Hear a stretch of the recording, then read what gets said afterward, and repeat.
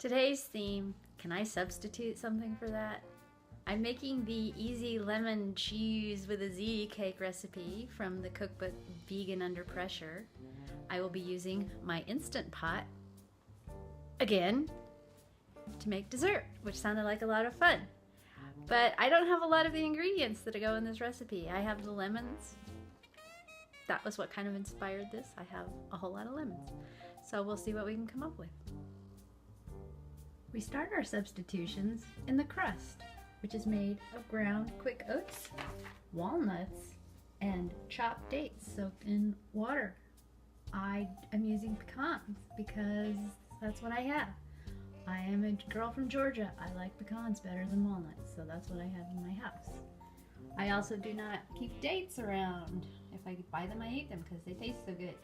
So I am soaking chopped raisins in water to substitute for the dates, and those are the ingredients for the crust.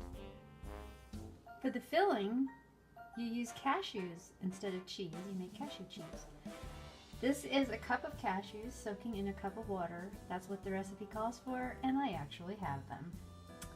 I do not have coconut flour. I could make it from flaked coconut, but I don't have time to do that. So I'm going to substitute one of the other strange flours I have in my cupboard, and I picked amaranth flour because it says it's sweet and nutty, and that sounded close enough. It also calls for coconut palm sugar, which I do not have, so I'm using my vegan organic cane sugar. Lemons I do have. Also called for is vanilla non-dairy milk. I don't buy vanilla non-dairy milk. I buy plain unsweetened non-dairy milks.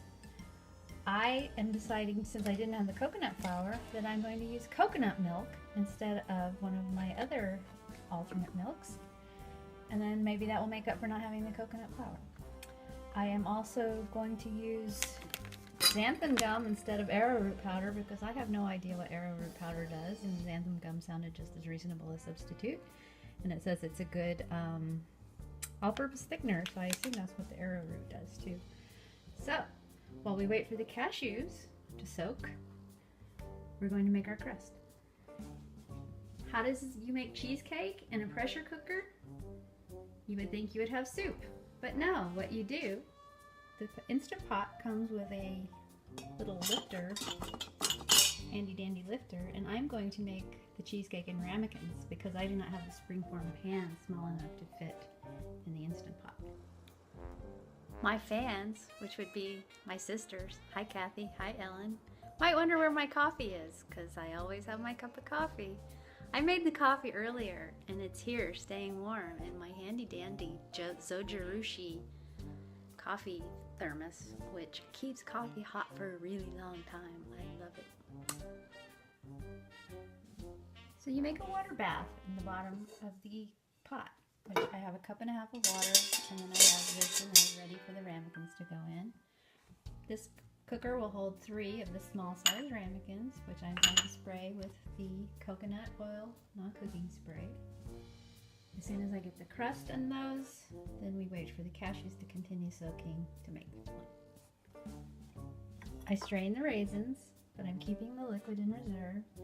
I ground up the nuts and the oats, and I'm going to add the moist raisins in, grind it up and see what happens.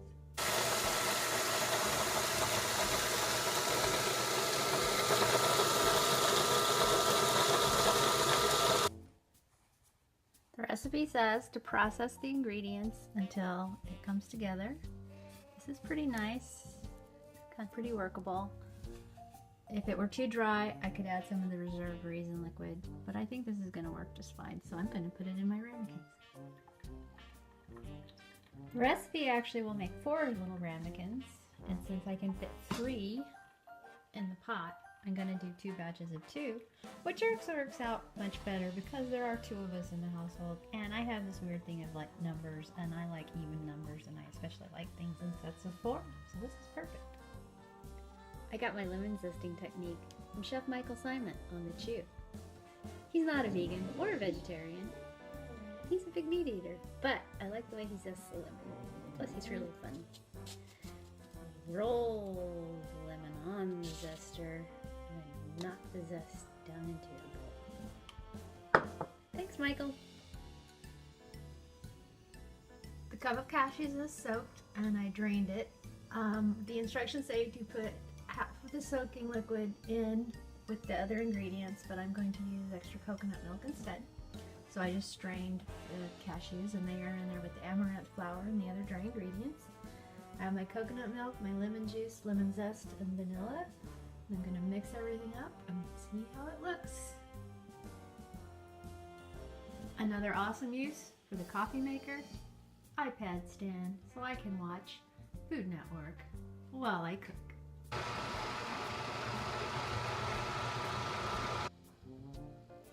Yet another oops moment. I realized I was supposed to grind the cashews first before I put in the other ingredients, and I just mixed everything together, but in theory, it should still work, right?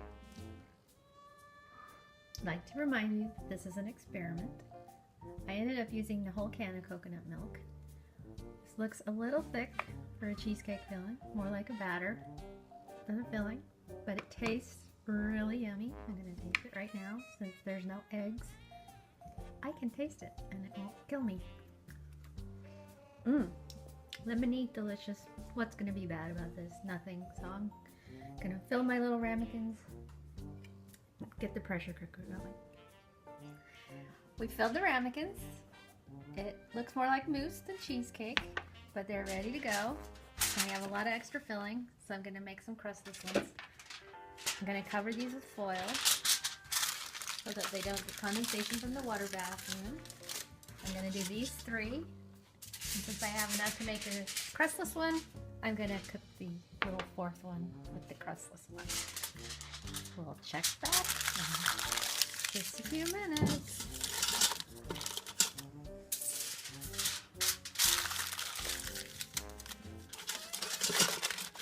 Get the lid.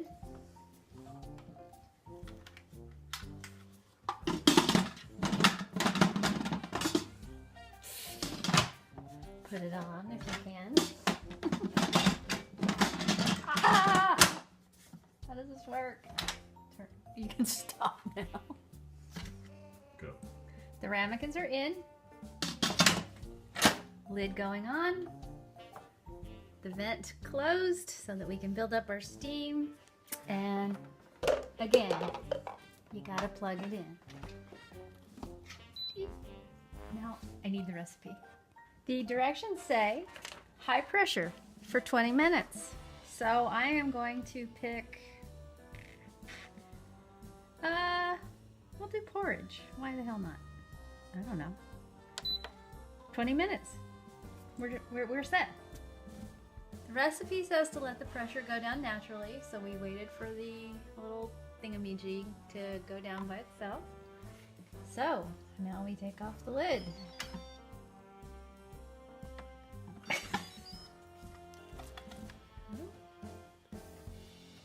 And I'm going to get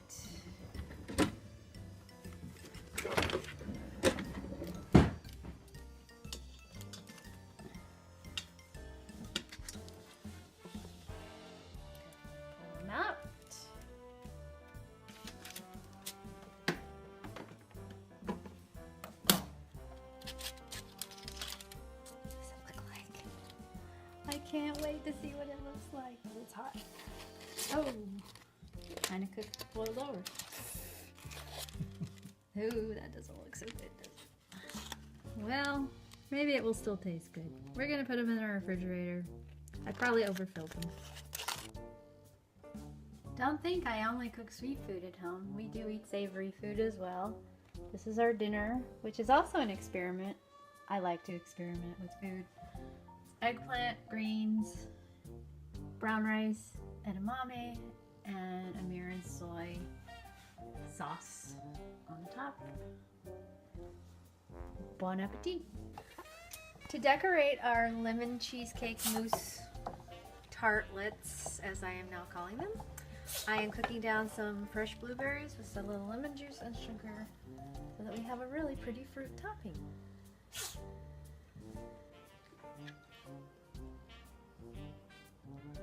Pretty, huh? Hopefully as delicious as it is pretty. We have our pecan oat crust with our lemon cheesecake filling and our blueberry compote on top. And now we go to Taste Tester Bob. Go.